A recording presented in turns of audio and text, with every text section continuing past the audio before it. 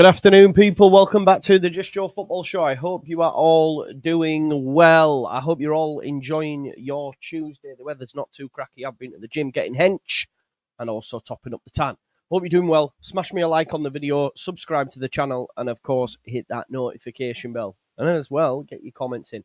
Look, late last night, not long after the final word, we had breaking news that Eintracht Frankfurt will sign Rasmus Christensen on a permanent deal, and an agreement with Leeds has been reached in principle. Not yet official, but official. It's coming from Florian Plettenberg. They had an option to buy him for between 10 to 12 million euros. However, after positive renegotiations between the sporting director and Leeds United, an agreement has been reached for a £6 million euro deal, or million euro, not £1 million, with bonuses. The bonuses can increase the transfer fee up to 8 million, and his contract will run until at least 2029. However, it will take a few more weeks before the deal is officially announced. The clubs have agreed on this. 27-year-old right-back, key player for Frankfurt, hashtag leader. So yeah, to be honest, I'm actually over the moon because I didn't believe that we would get money for him. Like, what did we pay for Rasmus? Was it 10 or 15? I'm trying to think what we actually paid for him. Let's have a look. Was it 10 or 15 people in the chat? Let's have a look here. If we go to his transfer history. He went to Leeds United. Was it 15 million? His highest market value. We paid that. 10 million euros. 10 million, sorry. So, no, we actually paid 15 million. My God, 15 million euros. I'll sort my head out. Sorry, I'm all over the shop. I'm reading that wrong. I'll bring it up. Basically, we've paid the most for him throughout his career. That was his market value, sorry. We paid about 30 million euros, which probably equates to around about the 11 million, 10 million people are saying. Then you can see, obviously, we loaned him to Roma, end of loan, and now he's gone to Frankfurt. If you look at his history, like, what were we doing there? We only have two men to blame for that. Jesse Marsh and Victor Orta. Absolute craziness. But I'm glad we got something for him. I did believe that we might struggle. I'd have taken 5. So you can see here from Florian Plettenberg that it is official. It's across all, like Sky Sports News, etc. He's there. Sky Sports News reporter is Florian, and you can see here they did have an option to buy this. Obviously, they've said, listen, we're not paying that. And if we'd have managed to recoup the same money we paid for him, we'd have done a madness. Let's be honest, he was never worth that. So they did have an option for between 10 to 12 million euros. However, after positive renegotiations, it'll be a fixed fee of 6 million. So we know we're definitely getting 6. With bonuses, the total amount can increase to 8 million. And you would hope that them bonuses are achievable. Look, it says here it won't be officially announced, i.e. from Twitter sources and that, they're club official, but the clubs have agreed on this. That could be something to do with FFP, maybe. I'm not too sure why they've said, look, we agree to the deal, gentleman's handshake. However, we're not going to make it official until such and such. It's probably some skullduggery going down around FFP or something, right? But listen, apparently, according to them as well, they've put hashtag leader. I mean, maybe German football's more suited to him, but he was absolutely garbage. Was it his debut when Pedro Neto just twisted him up and he got sent for a hot dog? He scored a few goals, but I mean, do you know what I get vibes of him from? Belushi. I know he's not as bad, but like Belushi was this warrior. You know, sometimes you get these players that actually, you know, even Pontus a little bit, but Pontus did do a lot for Leeds United, so maybe that's harsh. That's very harsh, actually. I take that back. But you know what I'm saying. The type of characters that come in and they're like, look at me, I bang my chest, I'm this, I'm that. What was it? Remember when he gave away a corner and he celebrated?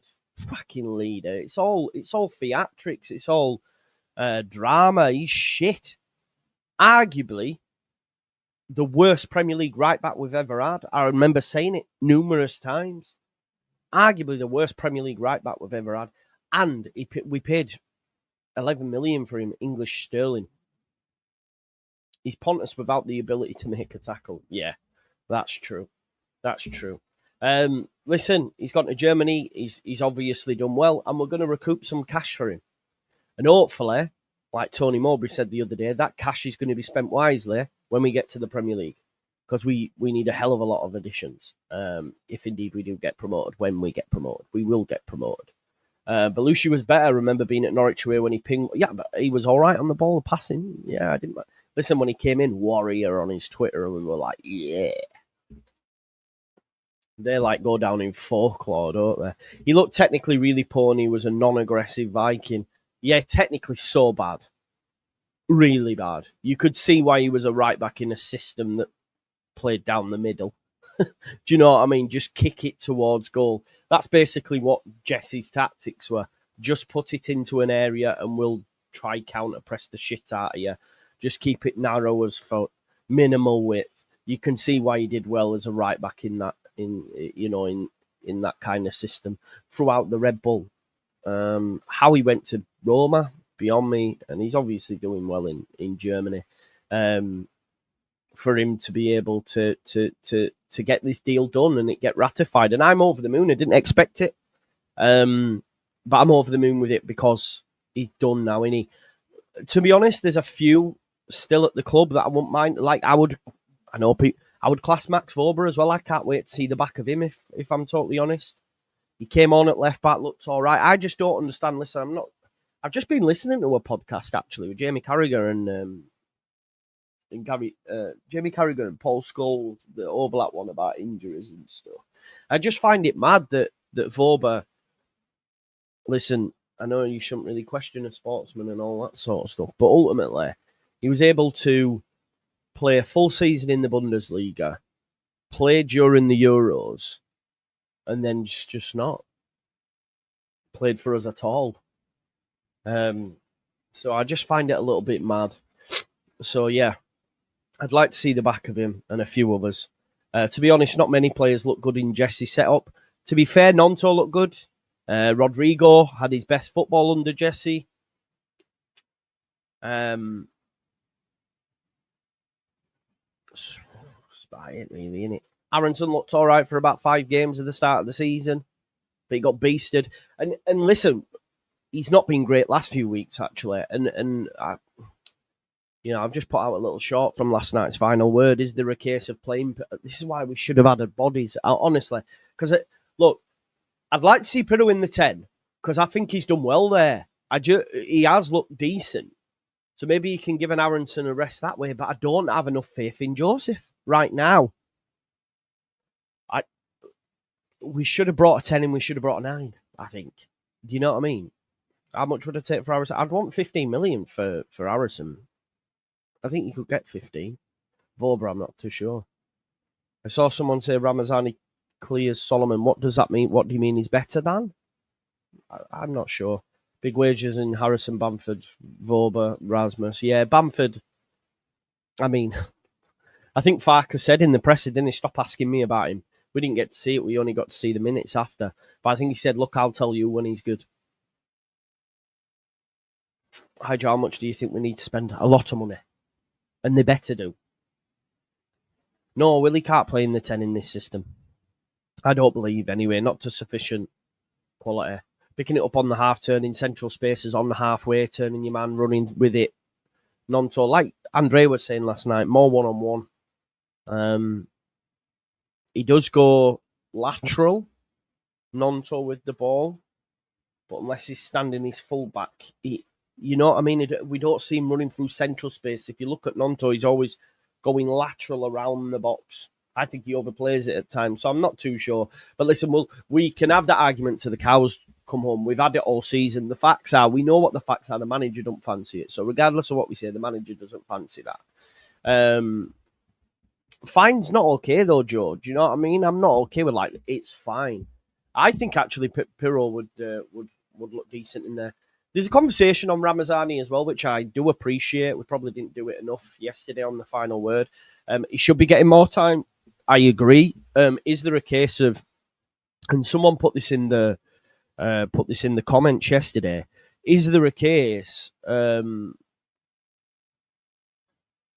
he's been punished for maybe the retort to the Sheffield United fans, or was it the Sunderland fans? I don't know. Maybe that's something why. Maybe his levels have dropped in training. I don't think that Farker doesn't rate Ramazani. I don't think that for a second. Yeah, Matt, I did see that actually, man. Some people have got a massive hard-on for certain players and don't look at the bigger picture, I think. I know it's why would you complain when you're winning? I don't know, but I just think knives are ready to come out on certain players. Not so much on the manager anymore as such. I think there has been an overwhelming change of opinion from large sections. Ryan says, has Joseph played enough to be judged? Yeah, he has. I think so, mate. I think he's played a lot of football now. And listen, like, the facts are, this is where I see Joseph, and I know not a lot of people will agree with me, and that's fine.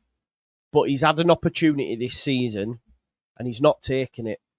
So when Leeds United get promoted, I don't think he'd be third choice at best, right? Do you think? I'm genuinely just a question, because he's not taken his opportunity this season. So do you have then confidence that he can be your backup striker in the Premier League? It's a lot. It's a lot to put on his shoulders. I'm just looking at the minutes he's played this season, mate. He's played 1,237 minutes. It'd be interesting to see how that compares to some of the other players within the squad. I'll have a look, mate. So he's got similar minutes to Byram and Gruev. Maybe it's not a lot when you compare it with, say, I don't know, Solomon's got 1,600. Strout, Pirro, 2,100 minutes. But I think as well, you've got to remember that Joseph started the season as number 9 and lost his place. And I think there's a case of this, isn't there, Charlie, as well? There doesn't need to be a rushing of it. I would like Leeds United to actually use the loan market better. I think under Victor, and maybe it was a byproduct of the way Bielsa like to train, to critique that in terms of having young players with the squad so they can be, there in training, etc. When maybe at the time, had we have loaned Joffrey, Greenwood, Bate straight away, maybe they'd developed and would have been better players for us. Do you know what I mean? So we'll have to wait and see. Big up Damar. He says, Willie not good in the champ, but he's a Prem player. You can tell he could be the same with Joseph. I give him some airtime, see what he can do. Yeah, maybe, mate. Like I say, the window doesn't shut till like September, and we start in August, don't we? So it's a fair conversation. They might not. They might. But I think as fans, we'd all want a new striker, right? As much as I like Pironi, he's really grown on me from the player that we saw last season, and the player that didn't fit the system into a player that does, and does offer a lot. It's quite interesting as we're talking about it, because Baron Cross did an article in the Athletic actually, just this morning, I think 7 hours ago. So yeah, it'd have been this morning, about how Daniel Farker has got the best out of Pirro. And he has done that. We can see a distinct improvement in Joel Pirro from the player that we had last season, because you've just to look at his numbers to see that, because he's got the most assists that he's ever had in his career, which is props to the manager. He got 6 in 21-22, and he's got 6 this season. We've still, a long way to go. So, you'd imagine he gets the most assists he's ever had in a single campaign. He's on 15 goals. We could see that rise. We could definitely see that rise over the coming weeks and months, for sure. And look, Leeds United have a chance. There's people talking about, I saw yesterday when Yorkshireman mentioned about Solomon being a flat track bully or whatever. Well, the facts are Leeds United have a lot of games coming up that are so favourable to us. If you were to look at the fixture difficulty, I wonder if Opta have that. The Opta analyst, I swear they do. If you look at the fixture difficulty in the Championship, let me just have a look.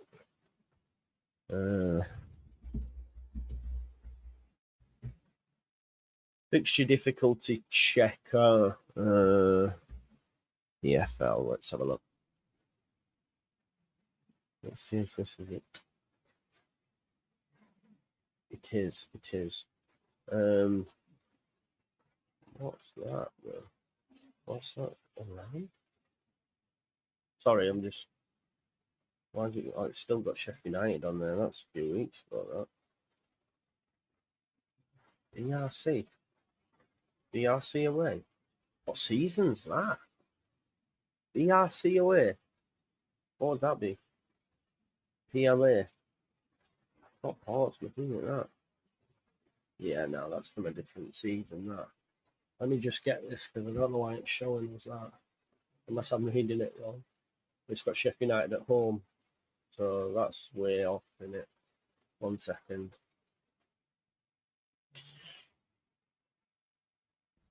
Okay. Oh, it's using it. Right, 1 second. I will find it.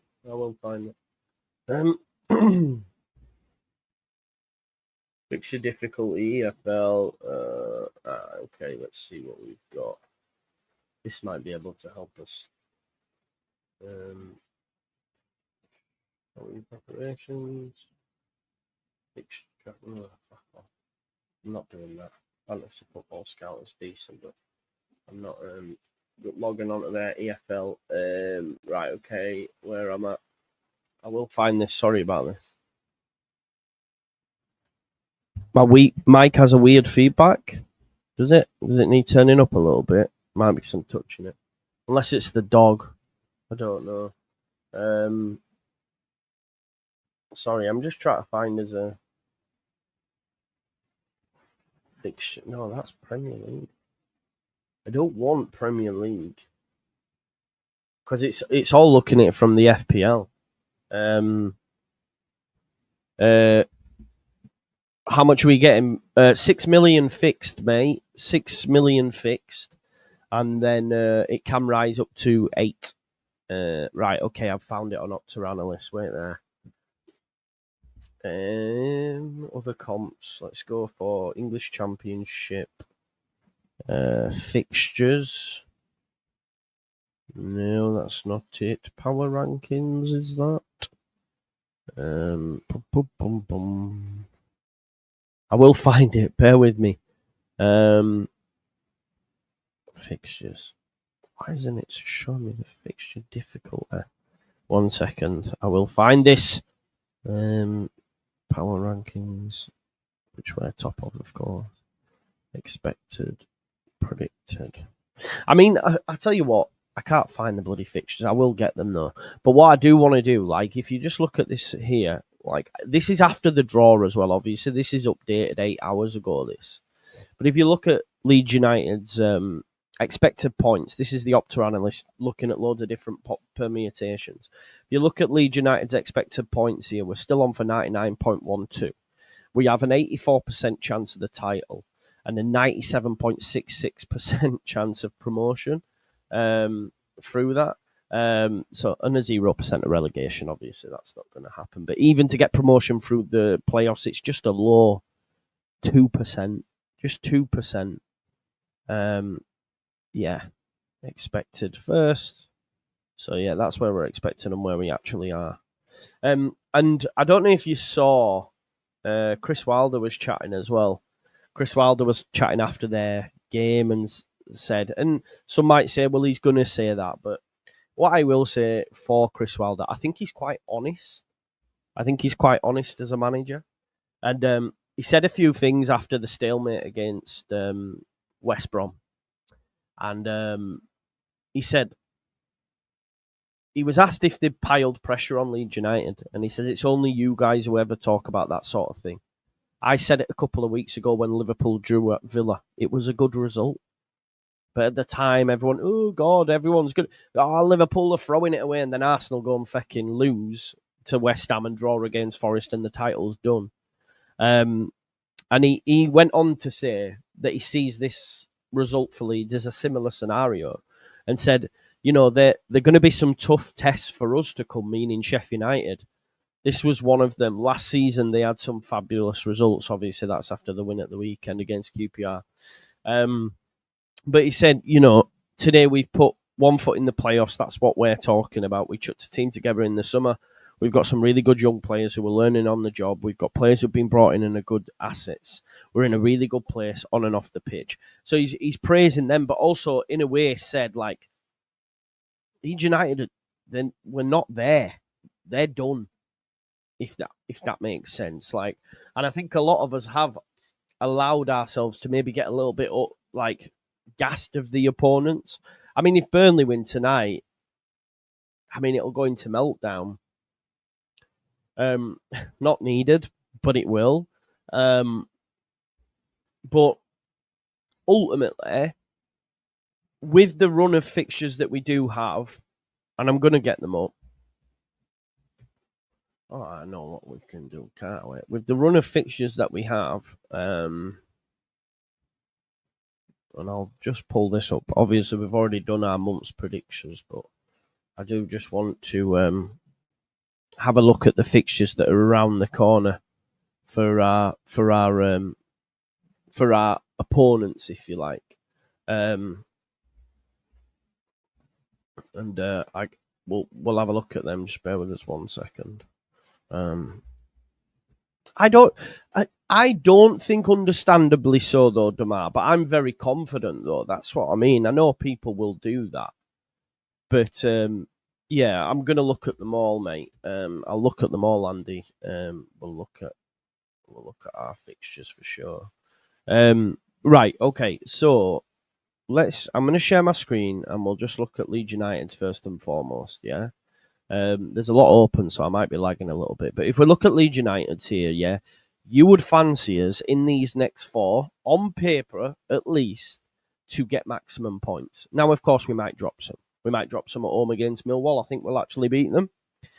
We could drop some at the weekend against Portsmouth, to be honest. They're flying right now. Queen's Park Rangers, we always struggle against.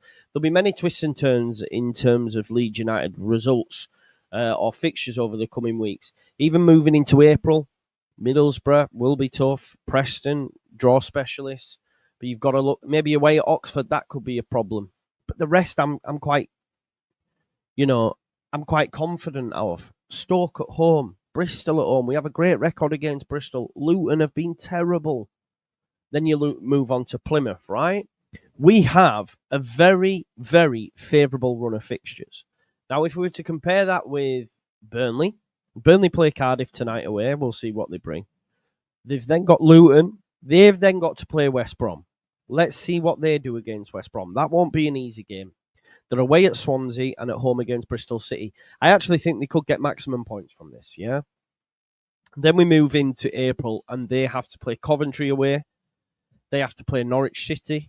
They have to play Watford away. This is massive. Burnley versus Sheffield United. That weekend, we win. One of them is dropping points. That's why I'm confident of promotion. They have a lot of difficult fixtures comparative to what we have. Queen's Park Rangers, as we know, is not an easy fixture. And then they finish at home against Millwall. Sheffield United equally so.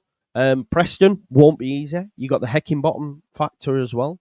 They have the Steel City derby. Will not be easy. They play Coventry, who've won 8 out of 9. Again, that Burnley game's massive for them, especially when you consider it's 2 games away from the end of the season. It's 2 games away from the end of the season.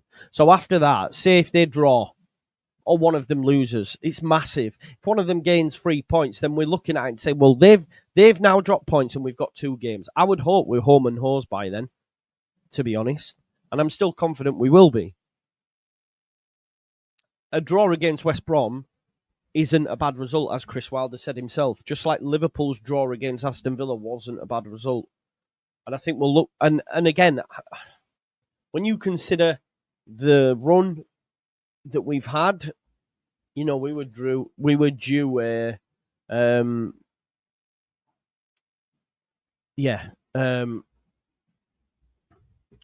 we drew we drew against a very good side. You know, we've played 3 teams in the top 6. Actually, when we go back about and we go to Coventry, actually, so we've played 4 of the top 6. We've played Sunderland, we've played Sheffield United, we've played Coventry and West Brom, and took 10 points. That's insane. So you should not let a draw against West Brom shroud your confidence, because I'm telling you now, if Sheffield United, if Burnley, or if any others had that run of fixtures, they would not have 10 points. Well, they haven't have there because Leeds United would have beaten them. 10 points from them 4 games. A lot of us would have took 7. We got 10. It's mad. Beating Coventry like we did. Battered them, by the way. I know we only won 2-0. We beat Sheffield United. We beat Sunderland. And we drawn against West Brom. And it's like, boom. Yeah. Dan, you're right as well. And the thing is, had we have drawn in this manner against Sheffield United, people would be relaxed, I believe. But because it came against West Brom, it's almost like, not good enough.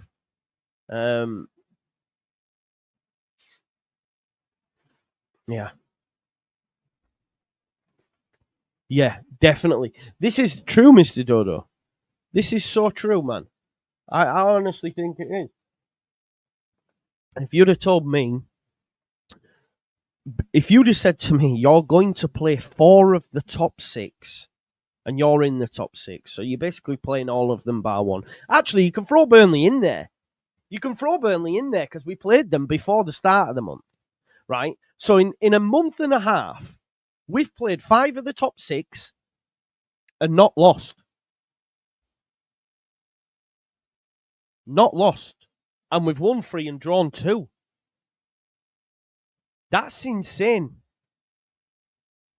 That is insane. You've basically played 5 of the top 6. You're the other one. And you haven't lost a game. You drew against Burnley, you don't concede. You beat Sunderland, you beat Coventry, you beat Sheffield United, you play West Brom, you draw. Bam. Bookended. So you've had 2 draws either side and 3 wins on the spin. And people want to find and pick holes? Mad. And this, again, Andy, great. We only have to play 3 of the top 12. Burnley have to play 7.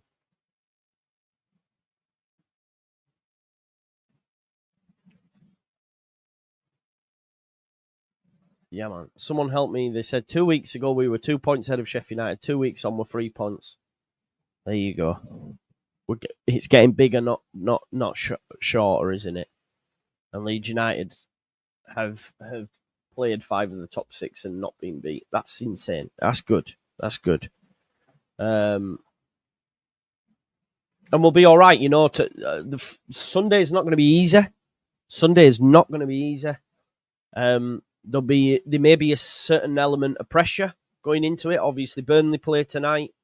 And then the weekend, we've got 2 games. They're both at 3 o'clock, so I'll be doing a watch-along of them games. I'm just looking now who people have got, sorry. So this Saturday, Burnley are at home against Luton, so I fancy Burnley. Sheffield United versus Preston. Could see a draw, but we'll wait and see. But they could really add pressure. Obviously, Sheffield United beat Preston. They're on the same points as us before we play Portsmouth, and that adds a different kind of pressure, doesn't it? So we'll see what happens. We will see what happens, but I'm still confident. Nothing's waned. Rasmus Christensen's leaving. We're absolutely laughing. There's talk online. I don't know where it's come from. I've not seen any reports, but Leeds interested in Ramsdale. Take him in a heartbeat, and send Melier on his merry way. Yeah, man. Big up, Mr. 420. We are ready. We will be there. You know that, yeah. 100%. Yeah, man. I'm not worried. Yeah. I think there was shown a little hint of arrogance. I do believe that. I said that at the time. They almost dropped off. And I think the manager will make sure that doesn't happen again. I think it won't happen again. I think you'll see improved performances. I'm actually backing Solomon and Aronson to score at the weekend. Expected a line with Rasmussen. We got a kitten. We did that, mate. We got a kitten indeed. That's a great point. But listen, I don't want to keep you too long.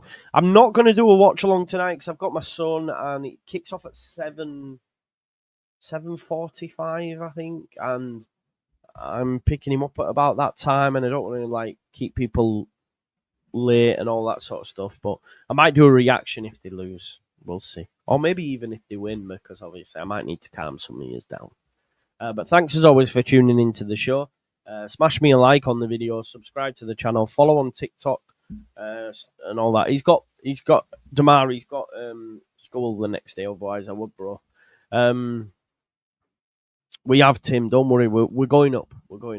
But yeah, smash me a like on the video, subscribe to the channel, get your comments in, and of course hit that notification bell and potentially see you tonight. I might even jump on at half time. We'll see you in it. Thanks always for watching, and have a nice rest of your day, people. Bye-bye.